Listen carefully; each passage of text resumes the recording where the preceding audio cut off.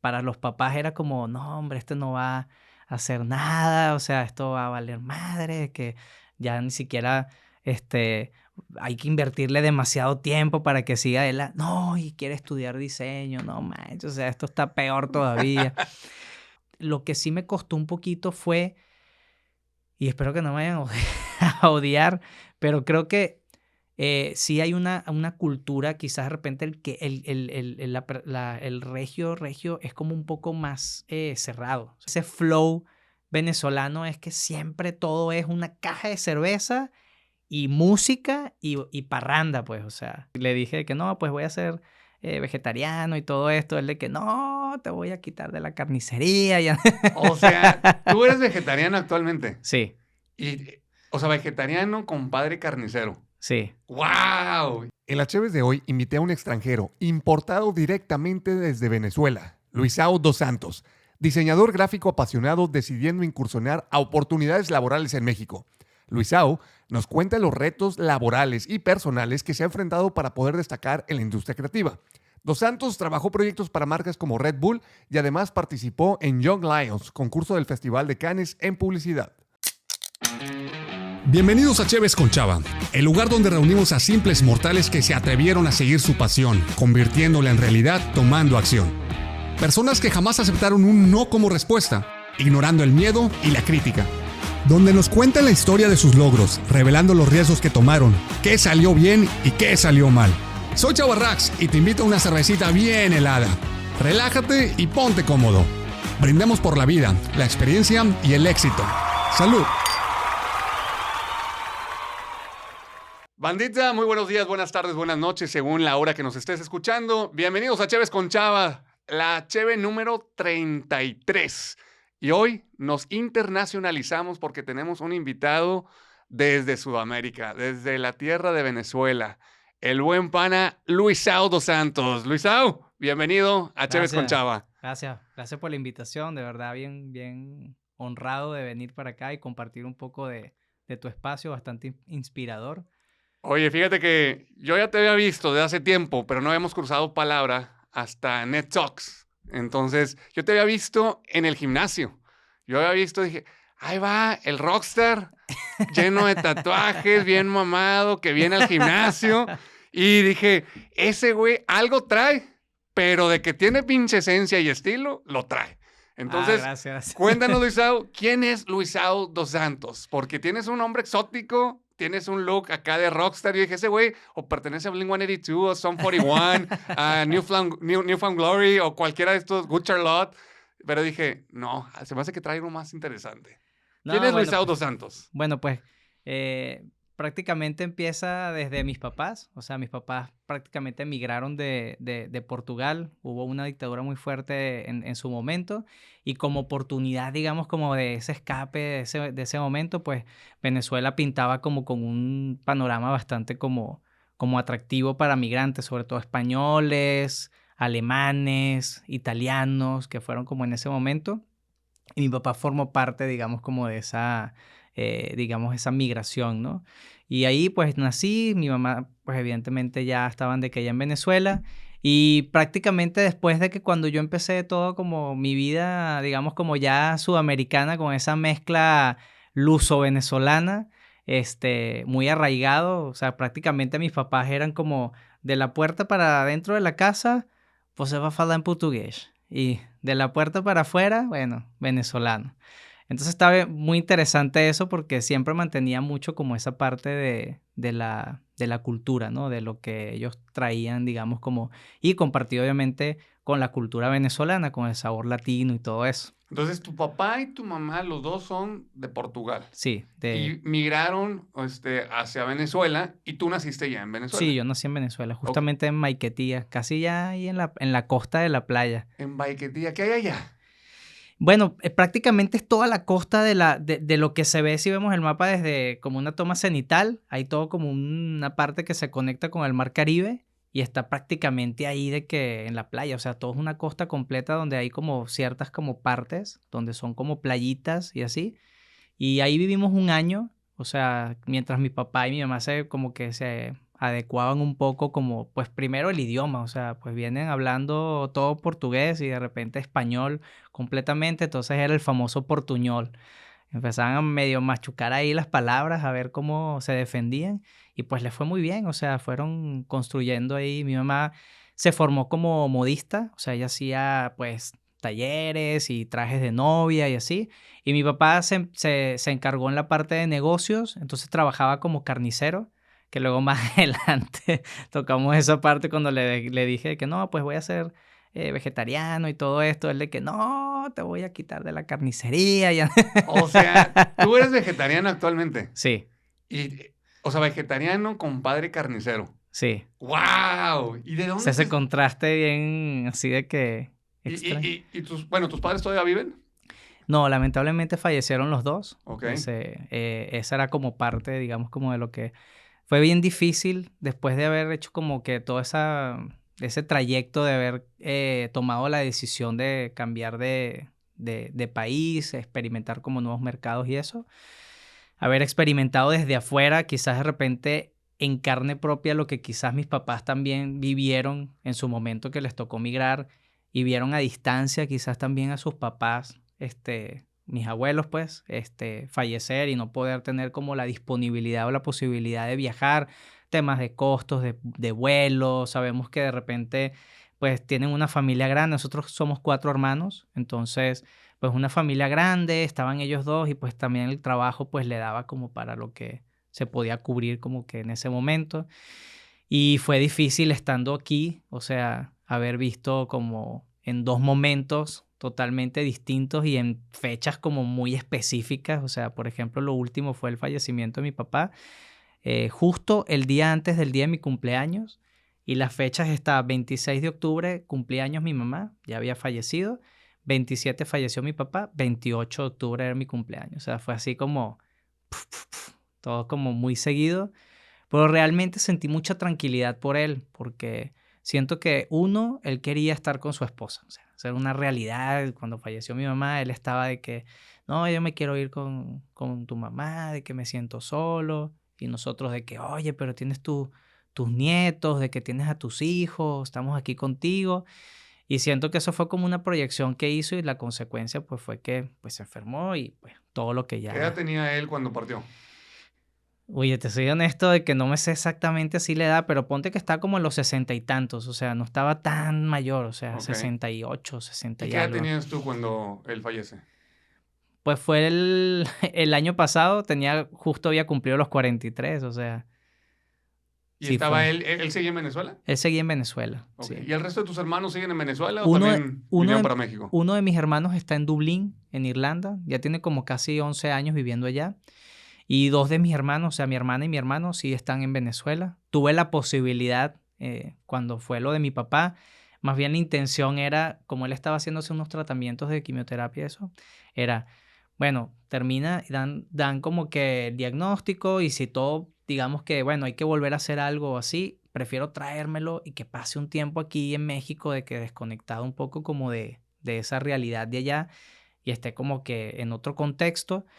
Ese era como el norte, pero luego de repente todo pues no lo decidimos ni no podemos controlar y de repente pues todo cambió completamente y ahí entre mis hermanos y eso nos ayudamos un poco y tuve la posibilidad de ir yo solo, o sea, quería ir con mi familia, o sea, mi esposa e hija, pero pues lamentablemente no se pudo, pero pude conectar un rato con mis hermanos, o sea, pasar ese momento de duelo y estar ahí con ellos y haber visto una Venezuela completamente diferente de la de hace 7 años a ahorita, o sea, Oye, totalmente distinto. cuéntame, Luisa, o sea, de tus 4 hermanos, uno está en Dublín, bueno, tú estás acá, los otros 2, son 4 hijos, ¿verdad? O, bueno, y de esos 4 hijos, los otros 2, ¿dónde están ahorita?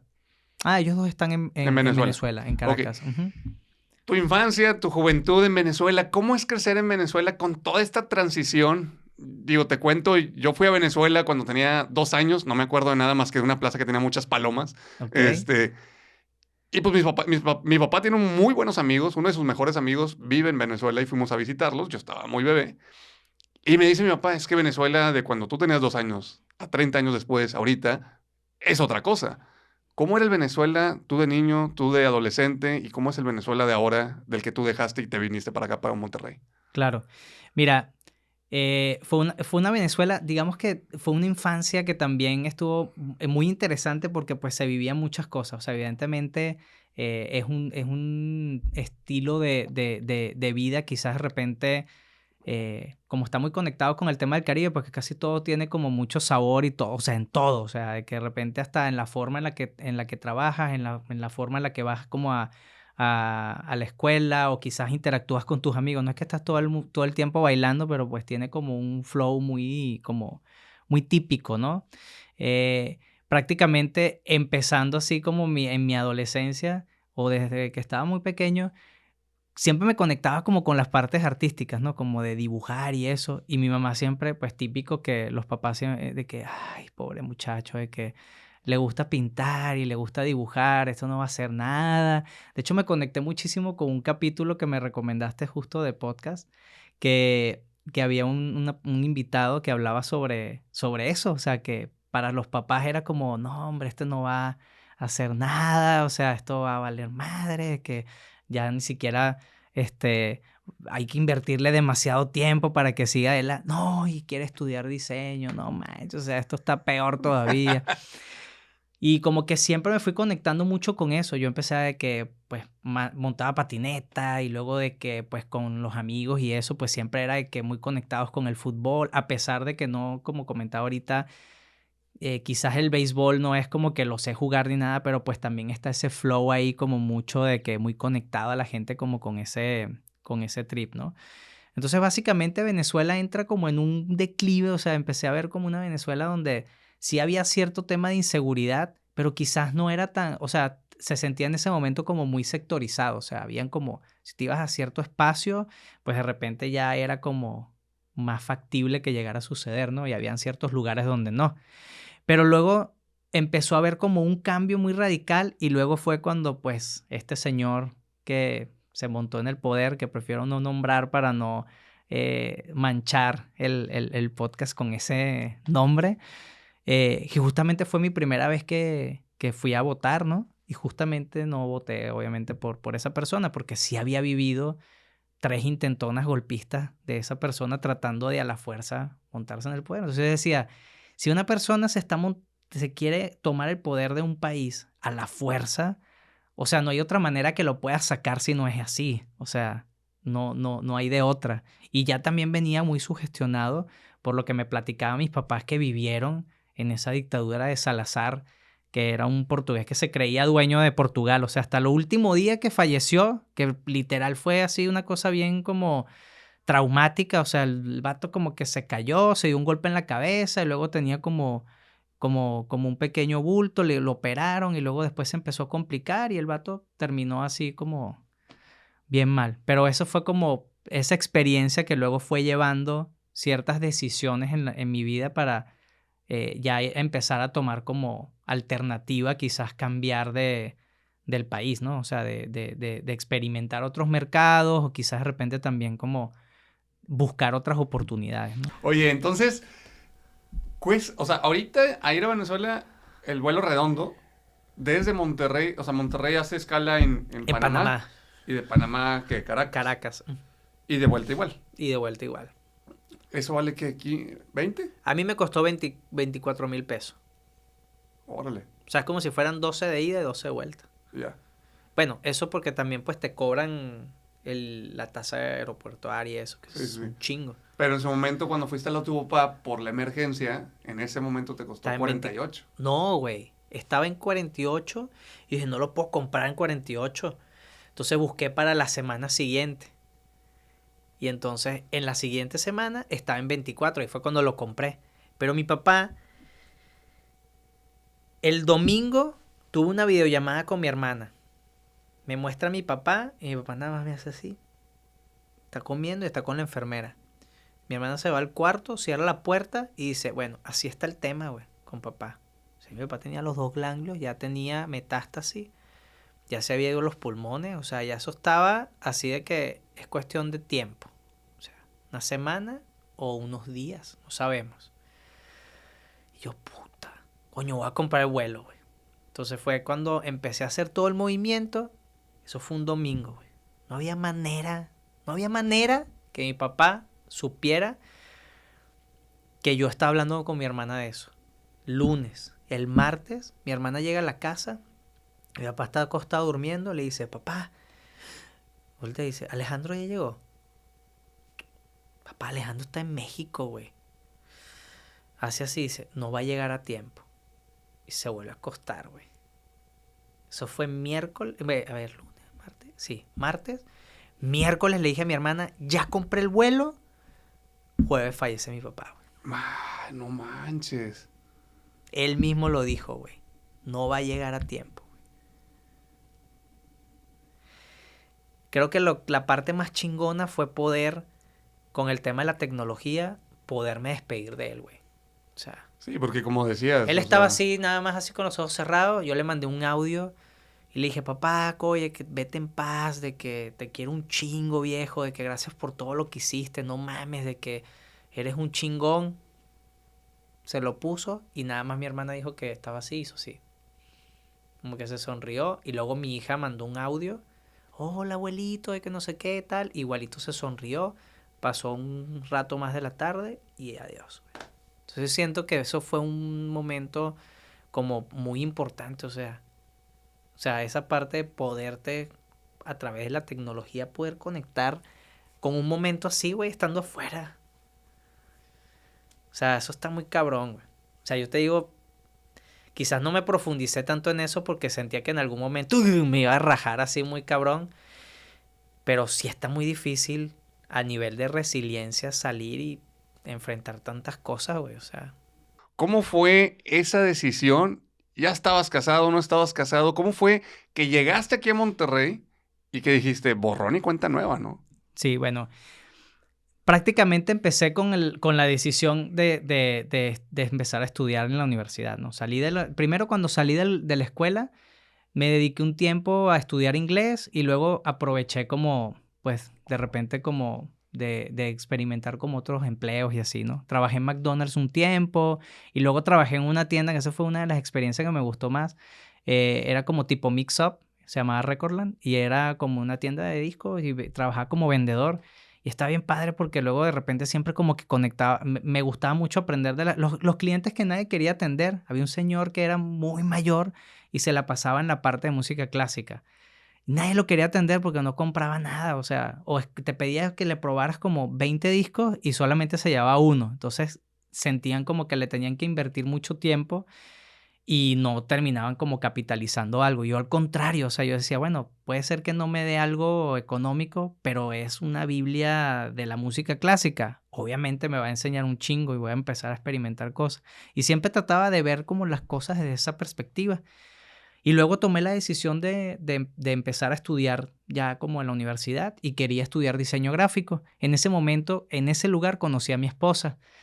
En ese momento era mi novia y ya ahorita acabamos de cumplir 23 años juntos. ¡Ah, su madre! Sí. Ok. Y prácticamente fue, o sea, desde mi novia y fuimos construyendo pues en pareja y luego compramos nuestro departamento, nos casamos y ahí fuimos construyendo todo y yo empecé a estudiar diseño y mi mamá empezó a sentir una frustración muy grande al principio porque decía, no, diseño gráfico, de que no, eso no da nada. Y una prima de ella le dice, no, es una carrera que tiene muchas oportunidades, tiene mucho campo, o sea, obviamente se va a ir formando y pues va a ir haciendo su carrera, ¿no? Pero pues sí tiene como muchas fortalezas. Y ahí fue cuando tomé la decisión de empezar a estudiar y en ese momento, en ese interín, cuando estaba ya en la universidad y eso, empezó este desmadre de este señor. Y me acuerdo que todavía en ese momento estaba buscando de que para hacer prácticas en algún lugar. Y entré a mi primera agencia. En ese momento me acuerdo muy claramente de que en la universidad, cuando estaba así, es que estudiando, hubo una profesora que particularmente marcó muchísimo, se llama Carmen Navarro. Y estábamos viendo de que una materia y de repente nos pidieron hacer primer acercamiento con Photoshop, un anuncio, ¿no? Y de repente hice uno de Absolute, de que era un tocadisco, o sea, no me voy a olvidar el primer aviso que hice. Un tocadisco así cenital y en la parte de la aguja, justamente donde está el de la aguja, era la forma de la botella. y le había puesto algo como de Absolute Music o algo así, ¿no? Fue como mi primer acercamiento con algo que tenía que ver como publicitario. No era como una práctica de la universidad y ciertas como materias o tareas, sino ya era como ese acercamiento. Y me empecé a sentir como una fascinación con eso, de que, oye, pues piensan como algo muy como conceptual, o sea, es una idea y luego plasmarla, o sea, ¿qué pasa luego después de esto? Empecé a sentir como esa inquietud, ¿no?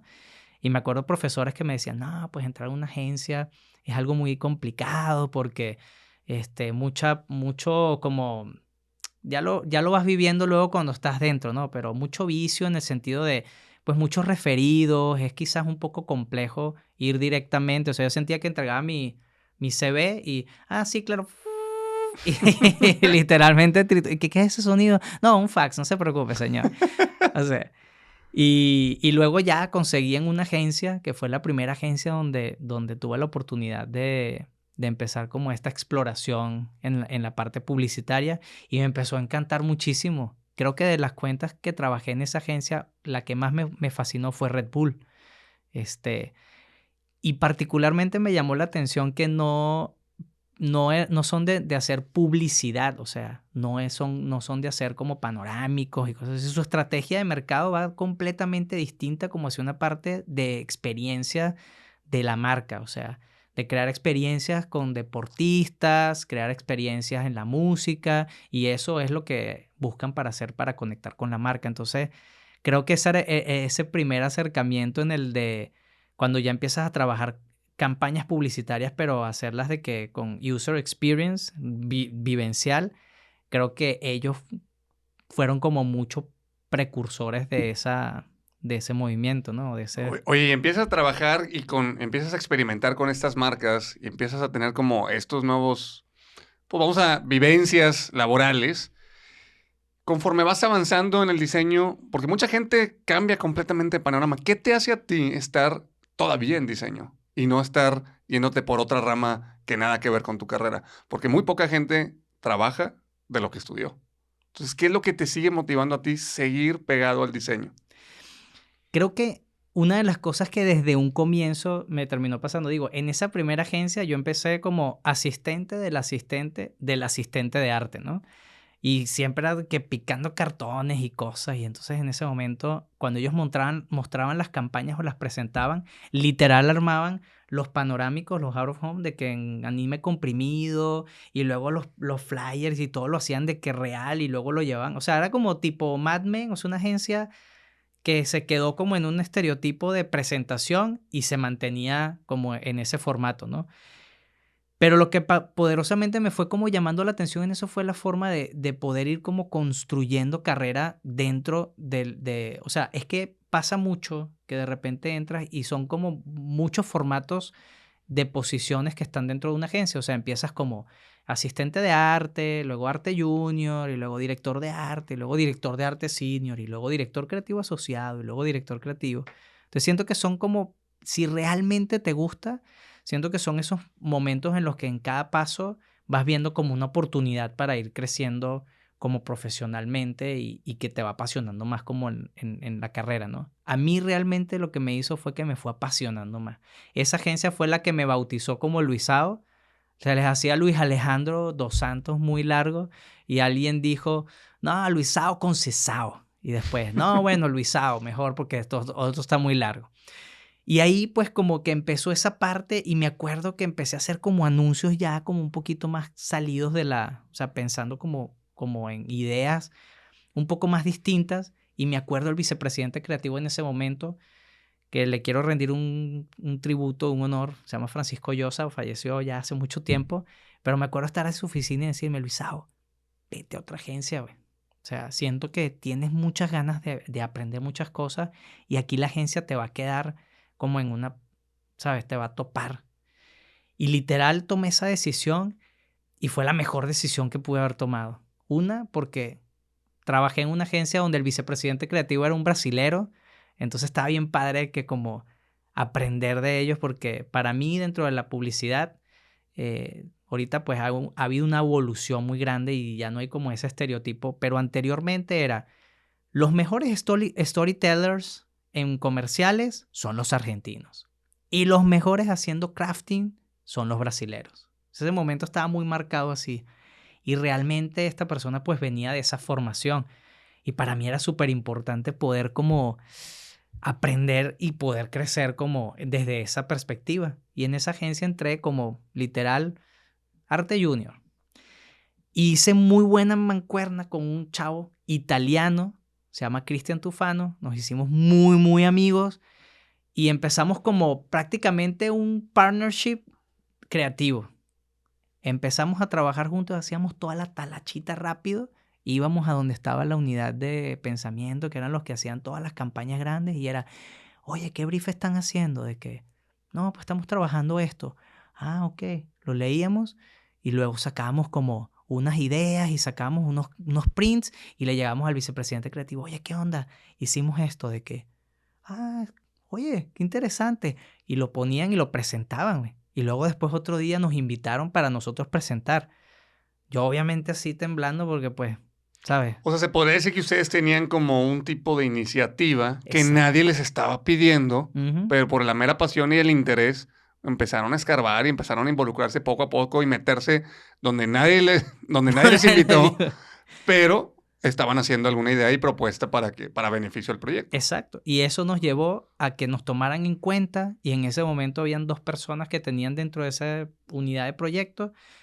Una se fue y la otra, como no estaba quizás, como dicen, dando el kilo, terminó saliendo y nos meten a los 2 en esa unidad. Entonces fue la oportunidad así de, ok, este es el momento, it's now or never, y ahí vamos, ¿no? Oye, ahorita decías acerca de los argentinos que son como que eran los marcados como el storytelling y Ujú. decías de los brasileños del crafting. ¿Qué es el crafting? Porque sinceramente no sé y prefiero preguntarte tú que sí sabes. La parte del crafting es más como la dirección de arte que pueda tener como una pieza. La forma estética, visual y cómo puede estar concebida a nivel de ejecución. O sea, ya cuando vienes como desde la parte de la concepción de la idea, pues ya hay una intención de hacia dónde va. Pero luego esa dirección de cómo se va a ver, pues viene esa parte, ese proceso en la dirección de arte, de pensar en esa idea y tratar de buscar una forma de comunicarla y cómo comunicarla a través de la tipografía, a través del color, si va a ser una imagen,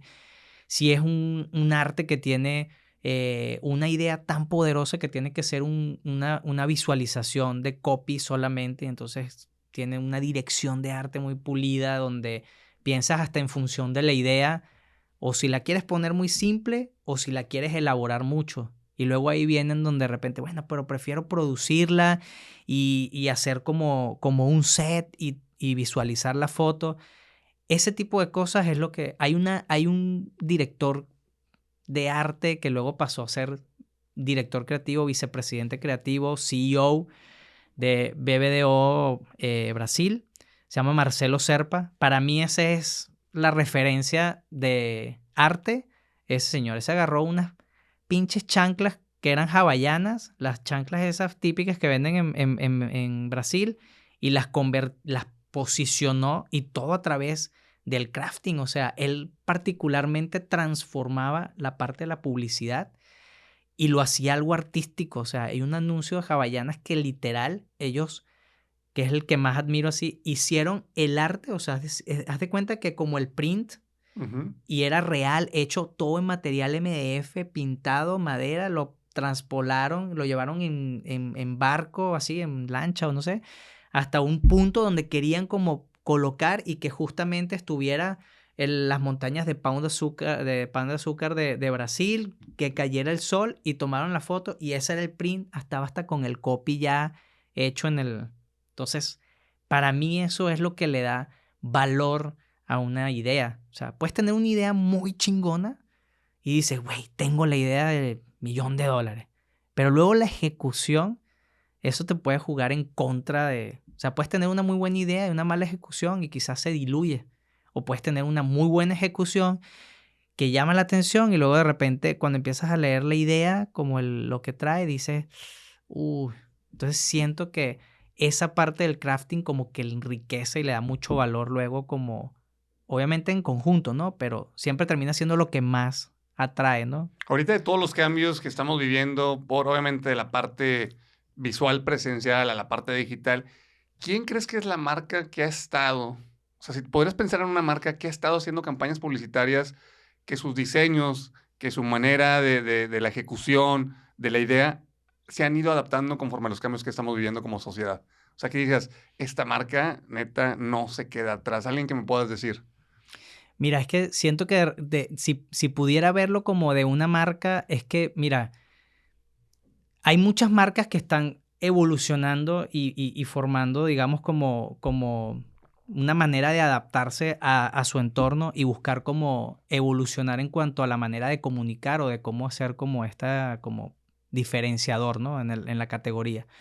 Yo creo que si pudiera decir una marca que ha mantenido siempre como ese estándar donde conectas mucho con la parte del crafting o luego de repente la forma de las experiencias que vives como desde la perspectiva de la marca y luego conectándolo como con las iniciativas que pueden tener como en digital y todo. Siento que una marca como IKEA, que creo que es como lo que podríamos decir como, bueno, sí, es como lo más eh, regular, ¿no? Pero siento que es una marca que ha buscado siempre mantener un formato, digamos, como dentro de su comunicación, que siempre tratan de romper como ciertos estigmas.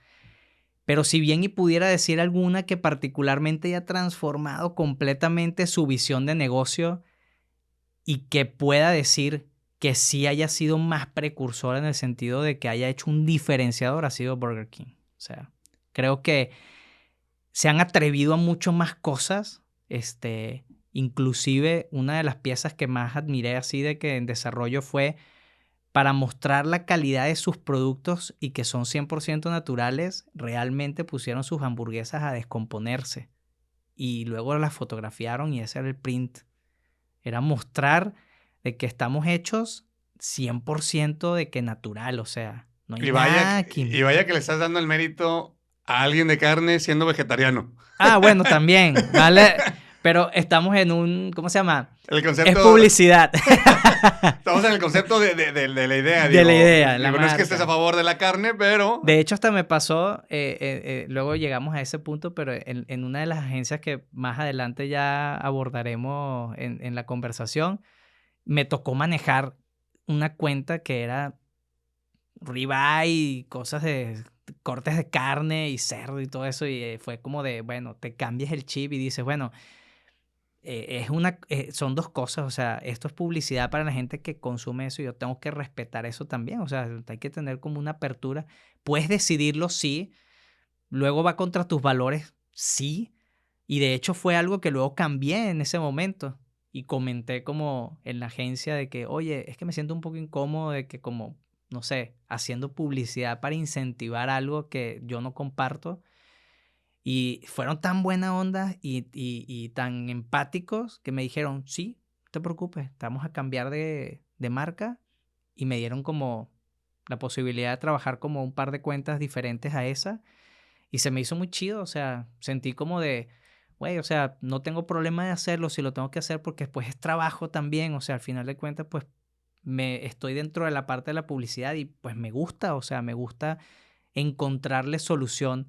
O sea, un brief siento que es un problema y encontrar la solución y buscar la manera de llevarlo a una idea y que viva y tenga un impacto a las personas, pues esa es una solución que le das a esa idea y eso es lo bonito de... Y al final de cuentas creo que se traslada el corazón que se le puso a ese diseño, porque si no crees de mero corazón y de mera pasión, o sea, como un vegetariano va a estar diseñando cosas de una marca de carnes. De carne, sí. Pero ahí viene otra vez la ironía, ¿no? Un hijo de un carnicero es vegetariano. Exactamente. Pero creo que la vida te ha llevado a estos retos y a estos tipos de casos y que has optado por decir, órale, sí le entro, no me rajo, pero quiero ser muy claro con lo que pienso, ¿no? Sí, o sea, como respetar un poco esa integridad de que pues tomé esta decisión, pero también eso es algo de valor que también le estoy enseñando a mi hija, de que pues no quiero que ella crezca como con un estereotipo donde tenga que segmentar a las personas. O sea, si eres vegetariano, pues puedes convivir con alguien, te puedes sentar y si está haciendo su carne asada,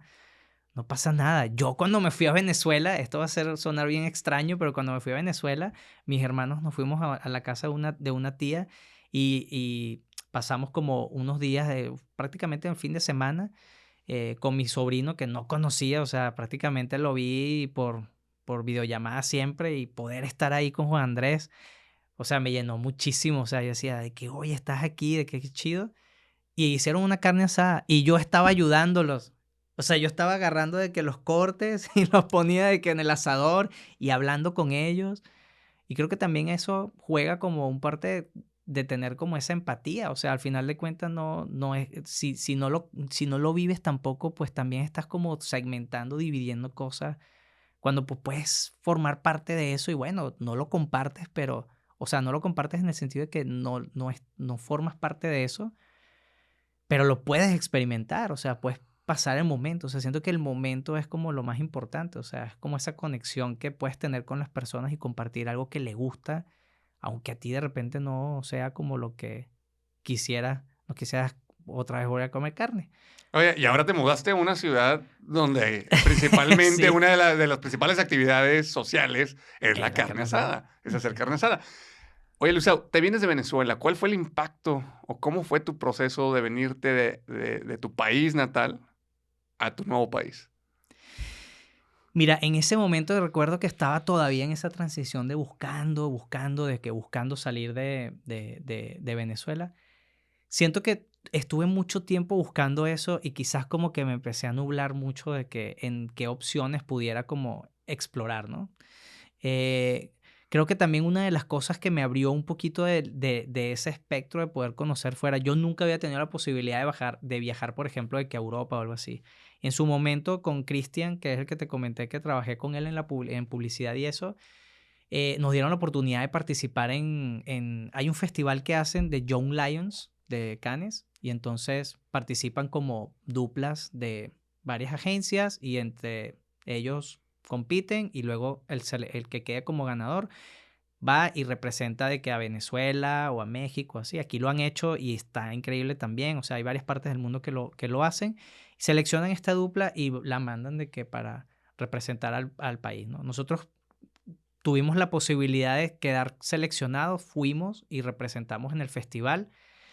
Y eso pues nos abrió como otra perspectiva, ¿no? O sea, ya en ese momento yo empecé de que, ok, o sea, ya va, Venezuela es una cosa y aquí estoy experimentando otra totalmente distinta, donde de repente estoy empezando como a codearme un poquito de que con otros publicistas que yo veía de repente como idealizados, Jorge Gordillo, que era un redactor, director creativo de DDB Brasil, estaba literal así de que yo caminando y el vato así de que parado y que así hablando normal y yo decía, ok, no son tampoco jerjes, o sea, Ujú. son humanos, pero bueno, están idealizados, ¿no?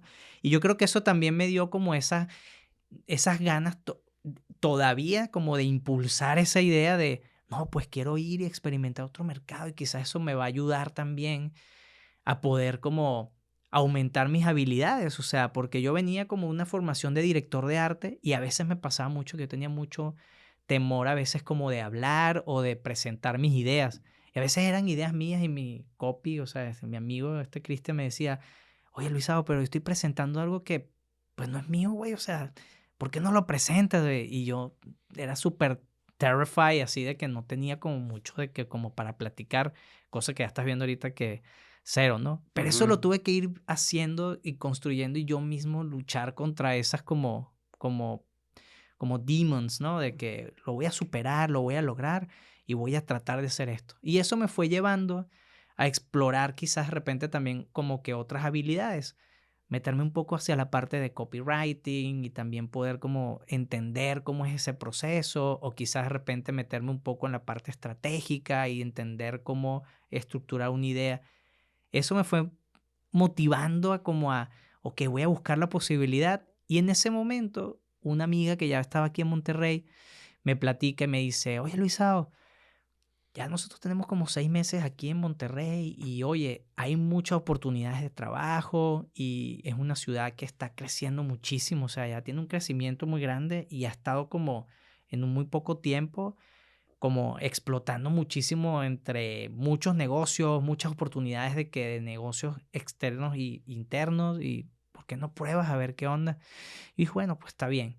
Y ahí como que mandé varios CVs y dije, bueno, a ver qué pasa. Y de repente, ¡pum! O sea, se dio. O sea, yo no me la creía porque yo decía que, ok, me escribieron de hecho me escribieron de 3 agencias, pero la cuarta agencia que me escribió de las otras 3 fue, oye, tenemos una llamada el jueves para platicar un poco de que, a ver la oportunidad y a ver cómo se arma. Yo, chido.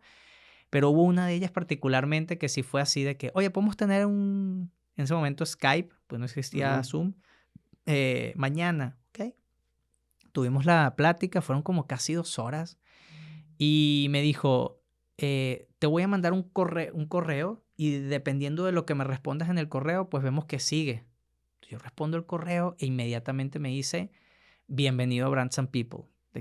Y yo dije, ok, esto es verdad, ¿no? O sea, yo como que no caí en cuenta que era una realidad, o sea, que de verdad estaba pasando.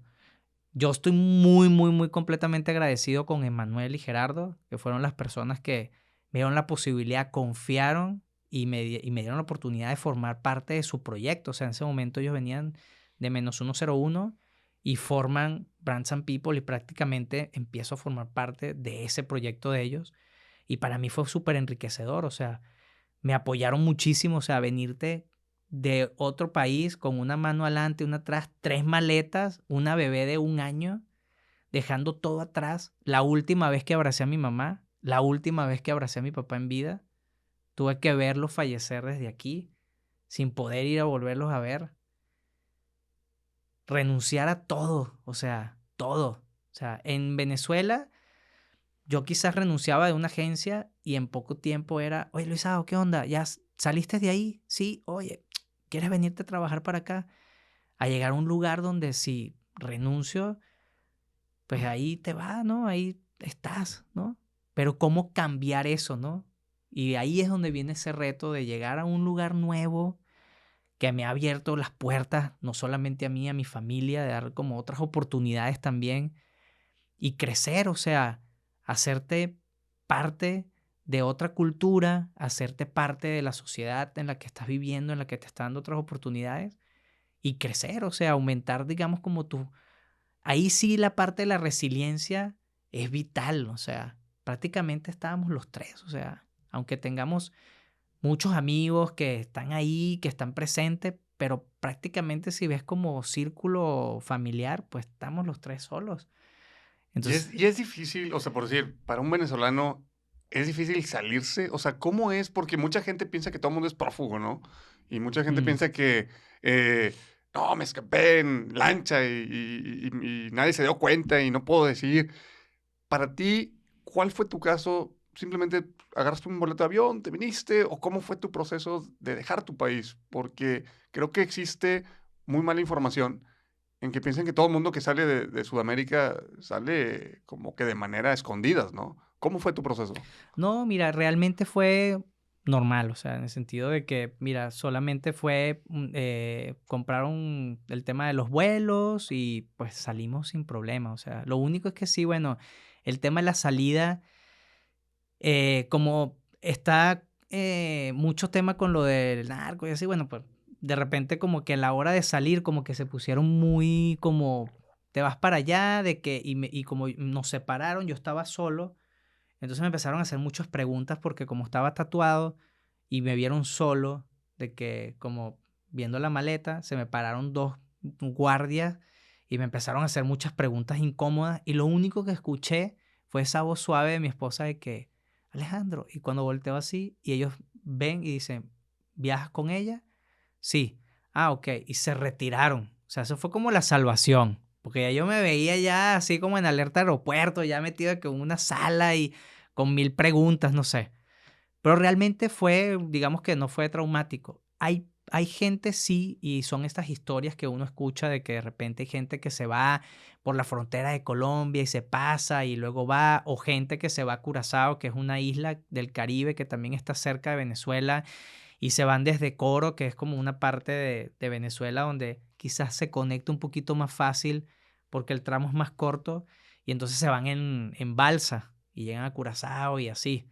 O los que se van a Chile, que mochileros, y se van en camión y cruzan desde la punta de Caracas hasta Chile, o sea, y se van cruzando todo Sudamérica hasta llegar a Chile. Siento que quizás también mucho que agradecer también, porque fue como hacerlo de una manera diferente y bien, o sea, que fue lo que como que acordamos y no fue traumático, pero respondiendo un poco a la pregunta, no es así como lo pintan de que, no, pues comunismo y así, de que no puedes salir, Cuba y no te tienes que... No, o sea, la gente sale y entra. La única cosa que sí hicieron, que siento que fue como ese manera de golpear un poquito, fue anteriormente tú podías entrar y salir, o salías con tu pasaporte venezolano, o podías salir y entrar con tu pasaporte si tenías otra nacionalidad. Entonces pusieron una ley donde no, entras y sales solo con tu pasaporte venezolano. Eso también como que sí lo que hizo fue complicar un poco para las personas que están en el exterior, que de repente no hay embajadas. Y pongo el ejemplo de aquí de México, que hay la embajada de Venezuela que está en Ciudad de México, pero no hay, por ejemplo, embajada, por los temas políticos que ya conocemos, en Estados Unidos. Entonces, la gente de Estados Unidos que quiere hacer algún trámite se tiene que ir a donde hay una embajada de Venezuela, y lo hacen o si tienen familia y se van a Miami, hacen su trámite en Venezuela, o se van a Ciudad de México y hacen su trámite. Luego por experiencia. O sea, cualquier venezolano viviendo en Estados Unidos O en Canadá. o en Canadá tienen que venirse hasta Ciudad de México para cualquier papeleo. Lo Wow. viví hace poco porque tuve que hacer mi renovación y tenía literal a una chava asiática de Nueva York casada con un venezolano y que estaba haciendo su trámite. Y otra señora que estaba en Miami con su esposo brasilero y estaba haciendo su trámite. O sea, éramos así de que... Y paré de contar la gente que estaba también haciendo trámite. Había gente que venía de Guatemala, había gente que venía de El Salvador, había gente que estaba aquí en Canadá, gente que venía inclusive en México, pues si está ahí de que en Ciudad de México, pues vienen de afuera, o sea, vienen de Hermosillo, vienen de Culiacán, vienen de inclusive de Chiapas, y pues tienen que hacer su trámite allí. Oye, en cuestión de tu familia, ¿cómo lo toma tu esposa y tu hija al llegar a Monterrey? ¿Cómo lo recibe la ciudad? ¿Y qué fue, pues, lo que más les impactó de la ciudad, tanto para bien como para reto de decir, ay, güey, ya llegamos y ahora qué sigue? Lo primero que fue el choque cultural así más grande, creo que por el momento en el que nosotros estábamos experimentando en Venezuela, en ese momento particular donde había demasiado problema con el tema de la escasez de alimentos y de cosas, fue llegar de que bueno, para no hacer publicidad del lugar, pero llegué a un supermercado de aquí de Monterrey, entrar y ver todos los anaqueles con variedad de cosas que podías comprar. Cuando de repente estaba allá y decía, ok, hay un anaquel completo de puras cocas, porque la orden era, no se pueden ver los anaqueles vacíos. Entonces, era todo de coca y luego de repente desodorante, pero era la fila de solo un desodorante. O sea, no es que habían varios, no, un desodorante, pero todos así puestos para que empezaran a llenar como los anaqueles, pero un solo desodorante, o sea, un solo modelo de desodorante. Si ese te hacía daño o algo, bueno, pues improvisa con bicarbonato y limón. Y si no te va bien, pues bueno, ya ese es tu Anda tema, de ¿no? apestoso. Ándale de ahí. Pero llegar, ese fue como un choque, o sea, ver un el supermercado contraste. con tanta variedad de productos. Con variedad de productos y la gente tranquila, o sea, con sus carritos, comprando sus cosas, y venir de eso de, tengo que comprar con la terminación de mi documento el día que me corresponde este producto. O sea, a mí me tocaba el lunes por mi identificación y era martes y habían pañales y yo quería comprar. No, amigo, tu identificación es el día de ayer, no puedes comprarlo. Entonces tener que hablarle a alguien que tuviera la determinación de la cédula para que viniera a comprártelo y luego hacer un trueque de que, oye, gracias por comprarme los pañales, oye, tengo harina pan o tengo esto, lo cambiamos, de que chido. Así como por el favor de haber hecho la vuelta, o sea, y luego llegar y la gente tranquilo, hay que agarrar sus cosas como esa normalidad que como me platicabas de que cómo era vivir en Venezuela, de que en un momento, desde que comencé de pequeño, donde no experimenté eso y luego pasar a un punto donde se puso crítico. Siento que fue como un momento muy particular, porque ahorita que fui, pues no se siente ya eso, hay como un poquito más de tranquilidad. Sabemos que es como si lo ponemos en un ejemplo, es como el dude que pesa 100 libras, pero bajó 20 libras. Pero es el mismo dude, o sea, solo que tiene 20 libras menos. O sea, Ujú. es la única diferencia. Eso por una parte.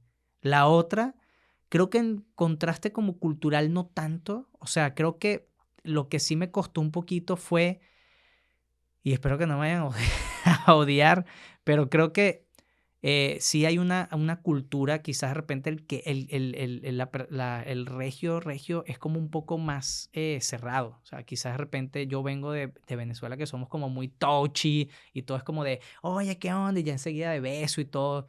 Y quizás de repente no es como esa misma forma. O sea, o tienes que ganarlo. O sea, es distinto. O sea, o sea, encontrarte con eso y decir, ok, esto es distinto. O sea, ya esto tienes que formar parte de una sociedad donde tienes que entender que pues hay otra forma de ver las cosas. Y entonces eso como que fue moldeando como ciertas aptitudes de carácter también como para ir entendiendo y moldeándote y haciéndote parte, ¿no? De la cultura. Creo que en la comida y esas cosas como que no es muy diferente porque hay muchas cosas que se parecen. El tema de la sazón y todo eso. Y de ingredientes sobre todo, de que muchas cosas con frijoles, allá comemos muchos frijoles también, ¿no? Entonces, para ti el principal shock fue el supermercado y la onda del trato más personalizado, más ese acercamiento Sí, tan cálido que tienen los venezolanos. Aquí era más frío. ¿Qué sí. otra, en cuestión, tu niña qué edad tenía cuando llegaron aquí a Monterrey? Ella tenía 1 año y 2 meses. Bueno, entonces ella no sintió tanto el cambio No, como tal, ¿no? ¿Y tu no. esposa cómo le fue en cuestión de decir, abandonar también a su país? A mi esposa sí le ha afectado mucho. Ya lo he logrado sobrellevar muy bien. Todavía faltan cosas, pero siento que sí es muy difícil, sobre todo para ella, pues, que está con su familia lejos y ha visto también así de que, por ejemplo, sus 2 hermanas acaban de tener sus bebés y está como en la misma situación, o sea, y luego también ese contraste cuando me sucede que me voy a Venezuela y ver que estoy con sus sobrinos en fotos y ella aquí. O sea, yo a veces no sabía si mandarle las fotos, o sea, yo llego a un punto donde prefería yo no enviárselas, o sea, si las tías de ella lo subían en el grupo familiar y algo y lo veía ella por consecuencia, chido. Pero yo quizás de repente no lo hacía porque empatizaba mucho como con esa parte. O sea, es muy doloroso realmente, o sea, tomar una decisión así, pero no es imposible, o sea, a veces me ha tocado gente y he tenido la oportunidad de platicar con gente y me dice, oye, es que tienes que tener mucho valor para renunciar a muchas cosas, o sea, no estás renunciando a un empleo que no te gustó y pruebas otra cosa. Estás renunciando a todo lo que creciste, a todo lo que formaste, forjaste, a tu familia, a tus amigos, o sea, estás renunciando a todo eso, no literal, o sea, evidentemente hay conexión y todo eso, pero lo que me refiero es esa parte directa para darte la vuelta y comenzar desde cero. Ahí fue donde yo entendí, chale, o sea, mis papás, esto es lo que vivieron, o sea, y me ha pasado literal igual, o sea, ellos se mudaron y en ese momento eran muy diferentes, o sea, aquí, por eso digo, hice ese inciso de que no renuncias literal porque pues hay una conexión con tus amigos por las redes sociales, pero en el momento que mi papá le tocó hacer eso con mi mamá, Sí, no había la eran cartas. tecnología. Sí, claro, no había la Y tecnología una de la carta que comunicación. llegaba 6 meses después. Y tú le estás diciendo, oye, mira, es que estoy así asado. Y luego de repente llega la carta 6 meses y en 6 meses pudieron haber pasado otras cosas. Entonces, y ellos estando separados de su familia, o sea, de sus papás. O ¿Tú tienes sea, contacto todavía con tu familia del lado de Portugal? sí, tengo familia que están allá, unos tíos que están todavía. Tengo un tío, de hecho, que es de la misma edad que yo. O sea, fue el último hijo que tuvo mi abuela. Mi abuela en ese momento tuvo 13 hijos. Y la abuela por parte de mi papá tuvo 6. O sea, no fue así tampoco tan grande, pero era muy típico de tener familias grandes porque ellos tenían haciendas y así. Entonces, era poner a trabajar a, a los niños, un poquito de explotación infantil ahí, yo que sentía, pero bueno, también creo que en ese momento, pues, Así era era, parte, o sí, sea, eran las cosas de sí, manera distinta, forjando ¿no? carácter desde otra perspectiva, ¿no? Oye, me comentabas hace ratito antes de grabar que ahora estás incursionando en dar clases de salsa porque tú desde niño traías ese don, ese talento y ahorita se te abre una oportunidad casualmente a un lado del café donde normalmente te vas a ir a trabajar. Platícanos de eso. Bueno, una de las cosas que también admiro mucho de mi papá en el sentido de que mi mamá también me inculcaba mucho eso es, hijo, aprende un oficio. Eso no te lo va a quitar nadie, no importa dónde vayas. O sea, siempre que tengas un oficio y sepas hacer algo que otra persona no quiere hacer, eso va a ser una oportunidad para que no te quedes sin comida, ¿no? Entonces, siempre ser como esa primicia de que nos enseñaba como ese tema. Y me recuerdo mucho que luego de repente me empezó a dar como oye, quiero aprender a tatuar. Entonces, pues está bien. Aprendí a tatuar, me gustó y en ese momento ya íbamos a ser papás y yo sentía, esto hay que dedicarle mucho tiempo. En ese momento mi esposa no estaba empleada y entonces fue como, bueno, pues las cosas van a cambiar así, o sea, no puedo, solo tengo que dedicar mucho tiempo. Luego empecé con la barbería. Empecé a hacer barbería y me gustó y trabajaba en una barbería y luego era día de semana, publicista, fin de semana, trabajaba en una barbería. Y luego de repente, ya estando aquí en México, casualmente, o sea, hablando en la academia de danza donde está mi hija viendo clases y eso, con la señora Amparo, le hago ahí su shout out. Estuvimos platicando y de repente salió el tema de conversación de que, oye, ¿qué onda? Y que el tema del baile. Y yo, bueno, es que sí bailaba. De hecho, desde los 7, 8 años me encantaba siempre que bailar. O sea, bailé desde muy pequeño. Y en cada momento que estábamos de que de repente en una fiesta o algo, porque siempre pasaba que nos invitaban a fiestas porque mi mamá como era modista, pues le hacía el vestido de novia a, eh, no sé, a la prima o a un cliente o algo y siempre lo terminaban invitando a las fiestas. Y para mí ese era el momento de aprovechar pues de hacer algo que me gustaba muchísimo, que me apasionaba mucho. Y digamos que luego con el tiempo, en algún momento también, digo, además de bailar como salsa y merengue, que es como lo que más me gusta, empecé a bailar tango y estuve en una academia y me llamaba mucho la atención y me gustaba como esa parte de explorar como pues otros ritmos, ¿no? Y otras cosas. Cuando le platico eso, pues se le ocurrió la idea y dice, oye, ¿qué onda? ¿Por qué no hacemos una clase de prueba? Piénsalo. Y te soy honesto, como que me empezó a entrar como ese de, ay, no sé, es que como que no he sido como de dar clases como de eso, o sea, es como muy intuitivo, o sea, para mí ya es así como que Parte de tu suena ADN, o salsa sea. y oye, ven y ya, o sea, a veces hasta mecánico, puedes hasta vendar y quedas ahí nada más bailando y ya es como intuitivo, ¿no? Porque es algo que lo que te comentaba de ese flow venezolano es que siempre todo es una caja de cerveza y música y parranda, pues, o sea, esa es como la parte como muy típica del venezolano, siempre como muy fiestero y así muy bonchón de bailar y todo eso.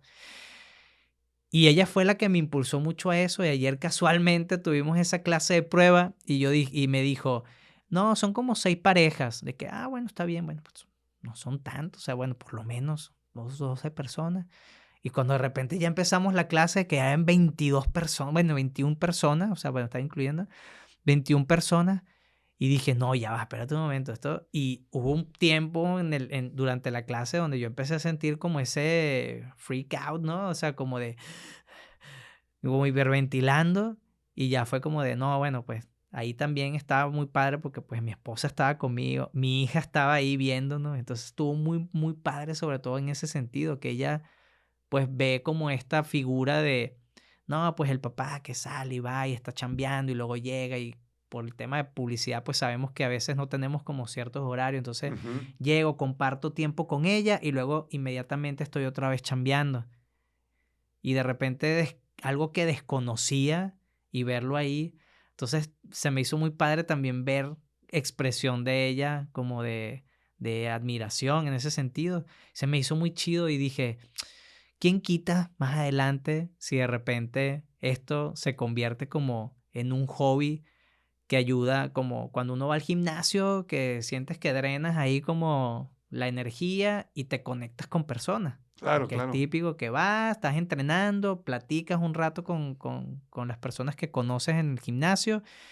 Siento que esto también es como poder compartir con otras personas algo y poder como ayudar también como bueno, pues de repente si les cuesta un poquito de que como bailar y eso, formar parte de ese cambio, pero haciendo lo que también te gusta, digo, pues está chido, ¿no? O sea, sí te llena mucho, ¿no? Y siempre había pensado luego en ese momento de que, oye, imagínate qué hubiera pasado si mi mamá en ese momento con esa forma de pensar que tienen ahorita los padres más un poquito evolucionando en el sentido de ver la aptitud que tenga el hijo y enseguida como motivarlos con alguna actividad que mi mamá me hubiera metido en algunas clases de baile o algo en alguna escuela o lo hubiera hecho más formal, quizás no estuviera haciendo publicidad, o sea, estuviese haciendo otra cosa, o sea, estuviera de que, no sé, haciendo ballet, Billy Elliot, o no sé, alguna cosa así, toda Es que yo como creo que está. ahora los padres, de alguna u otra forma, han entendido en que hay que apostarle a las habilidades natas que puede tener algún niño y profesionalizarlo, porque al final de cuentas de puro talento no se puede. También tiene que haber una Claro, disciplina, o sea, forjarlo y poder profesionalizar siempre y cuando la persona pues se sienta a gusto, ¿verdad? Que el niño no se sienta como, no sé, abrumado porque lo tienes que hacer si no lo quieres hacer. Oye, Elisa, te tengo una pregunta, ahorita que estabas diciendo que también tatuaste, ¿cuántos tatuajes tienes? ¿Los has contado? No, fíjate que ¿O no los he perdiste la cuenta ya? contado, ¿Nunca los has sí, contado?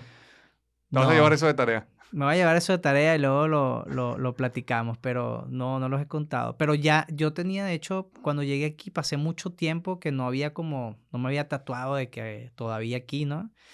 Y de repente di con un par de tatuadores que siento que están muy, muy buenos sus trabajos y tatúan muy, muy, muy bien. Tienen un estudio que se llama Sin Miedo. Uno es Mariana, el otro es Robert Acuña y tatúan súper bien. Con Marianne me hice varias piezas con ella y tatúa súper bien. Y digo, fíjate que no lo he pensado, no lo he... Bueno, te voy a hacer dos preguntas más acerca de los tatuajes. ¿Cuál fue el Sí. primero? Mira, el primer tatuaje era como un borneo, está en la parte de aquí del omóplato de la espalda. Y fíjate que está ya está verde y así todo bien feo. Era el lugar menos indicado para hacerte una pieza esa que regularmente te lo haces como, ¿sabes? Como un brazalete o algo así. Pero me acuerdo que estaba con mi prima. ¿Un borneo? ¿Qué Borneo. es un borneo? Borneo es como tiene como una estética muy maorí. O sea, Ok. son de líneas y así. Es no tiene como un significado particular, ¿no? O sea, o no sé si lo tiene, pero yo lo desconozco, ¿no? Pero realmente es como, son unas líneas y algo muy abstracto, o sea, realmente no es como que, mira, es un dedal o es Ujú. un corazón con unas llaves, no, o sea, es algo abstracto. Pero estaba con mi prima y otro primo que casualmente de Curazao también, que parte de mi familia viven allá en Curazao, en esa isla del Caribe, y vinieron a Venezuela, entonces nos tatuamos. Yo ni sabía ni qué, y cuando el vato empieza, y yo... Oye, ¿qué estás haciendo? De que, pues véndeme, o sea, que yo no entendía de pues que sí, o sea, que eso duele un chingo, o sea, la gente piensa, algunos de repente pueden tener el umbral del dolor un poquito más, menos sensible o así, pero pues sí duele un chingo. Fue una experiencia bien extraña porque luego mi primo como que desarrolló una intolerancia de que a algo de la tinta y empezó a reaccionar, se empezó a brotar y todo, pero fue como a los 2 días de que se había hecho el tatuaje. Entonces fue una experiencia un poquito mala en el sentido de, pues no pensamos que algo tan simple como tatuarse, como vivir que alguien pudiera tener una reacción alérgica de que con la tinta fue un poco extraño, ¿no? ¿Y el último que te has hecho? ¿Cuál ha Mira, sido el el último? último que me hice fue uno en la parte interna del chamorro. Hablé con esta chava, Marianne. Tiene una habilidad la verdad, quiero hacer eso shout out porque siento que son esas personas chingonas que he tenido la oportunidad de encontrarme aquí en México y de aprender. O sea, siento que uno también tiene que tener como esa parte humble de poder como admirar también como los talentos de las demás personas y de eso poder como pues aprender también y aportar también lo que puedas como de lo que has experimentado, has construido como vivencia, como carrera, ¿no?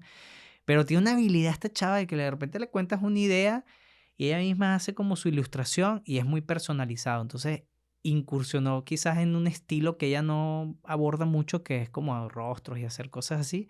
O sea, era el rostro de mi hija y como a mi hija le encanta de que los ajolotes y le gusta de que los gatitos y la parte kawaii así. Entonces, bueno, hizo como una interpretación de eso, así todo como una composición y le quedó muy chido. Ese fue el último que me hice. Sí, una pieza un poquito grande, pero está chida. Creo que vale la pena después que me contactes con ella para poder invitarla y que nos Sí, cuente sus vale. historias. Creo Ya que está vale muy la padre. pena invitar a ellos dos o a ella nada más y ver cómo es la vida de una tatuadora mujer en Monterrey, que Eso creo que también es está todo un reto. interesante. Sí. Oye, Luisa, pues muchas gracias. No, gracias a ti. La verdad es que podemos estar platicando más y sé que vamos a estar platicando después de que terminemos esta grabación. Es impresionante lo que lograste decidir, porque no todos toman una decisión. Muchos la piensan y cuando ya deciden, a lo mejor ya es demasiado tarde. Creo que pues es de admirarse que hayas abandonado. Más que abandonado, yo creo que dando ese cambio para poder entender el cuál es tu pasión y perseguir ese sueño como diseñador.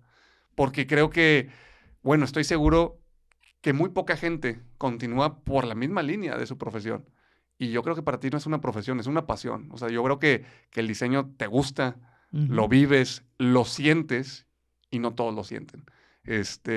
Gracias por haber compartido tus historias. Yo creo que no es fácil moverte de país. Si no es fácil, de casa, en la misma Sí. ciudad. No es fácil dentro del mismo país, no me imagino, de un país a otro totalmente distinto. Entonces, te quiero agradecer por haber compartido todas estas experiencias. Gracias que creo a que ti, mucha pues. gente se va a sentir identificada y estoy seguro que mucha comunidad venezolana va a estar escuchando, comunidad venezolana que está, por lo menos en Monterrey, va a estar escuchando este podcast. Gracias, muy amable, de verdad. Muy agradecido de la oportunidad también. Y bueno, pues ya, que se arme luego alguna otra cosa. Y además luego tengo la tarea de decirte cuántos son los tatuajes que, que llevo. Sí, no, ahí te voy a pedir el dato para poder luego ponerlo ahí dentro de la descripción de YouTube. Oye, Luisao, ¿y cuándo es la siguiente vuelta a Venezuela? ¿Tienes planes para ir de vuelta a tu país o todavía no? Digamos que ahorita tengo un proyecto, sí. No quisiera revelarlo porque todavía está ahí en work in progress, pero sí siento como que posiblemente en algún momento vuelva a tocar esas tierras caribeñas en poco tiempo. Oye, y pregunta, que ahorita se me acaba de ocurrir. ¿Has formado como tu grupo social de venezolanos que están en Monterrey? O sea, ¿si has como vinculado esa relación con otros venezolanos en Monterrey? Mira, lo que pasa es que sí tengo varios como amigos venezolanos, o sea, pero siento que como comunidad como tal, nosotros cuando llegamos aquí empezamos como a ir siempre se encontraban aquí en Simón Bolívar, hay como, no sé si es como una escultura o como una plazoleta que hay como de Simón Bolívar y ahí hacían como ciertos encuentros, hacían como eventos y hacían como cierta comunidad. Fuimos a un par de ellas. Pero realmente, o sea, yo siento que no sé si no hemos como que conectado como con otros venezolanos en ese sentido, o sea, más que los que ya directamente como que conocemos. Pero no, fíjate que creo que más hemos tenido como contacto y experiencia y eso, pero ya aquí, o sea, de México, o sea, mucho más Ya. gente de aquí, o sea, como que comunidad así como tal, no, o sea, un círculo como un poquito cerrado nada más de conocidos. Ujú. Oye, Luisao, por último, tu Instagram, para que la gente te pueda encontrar, ¿en dónde te puede buscar? @Luisao piso 2 en número Santos. Luisao Piso 2 2 Santos, así Ajá. todo pegado. Ujú. Va, pues como quiera, bandita, ahí vamos a estar publicando las redes de Luisao. Luisao, muchísimas gracias. Gracias Y a ti. recuerden, Esta vida se trata de disfrutarla, esta vida se trata de meterle pasión y sobre todo de tener salud.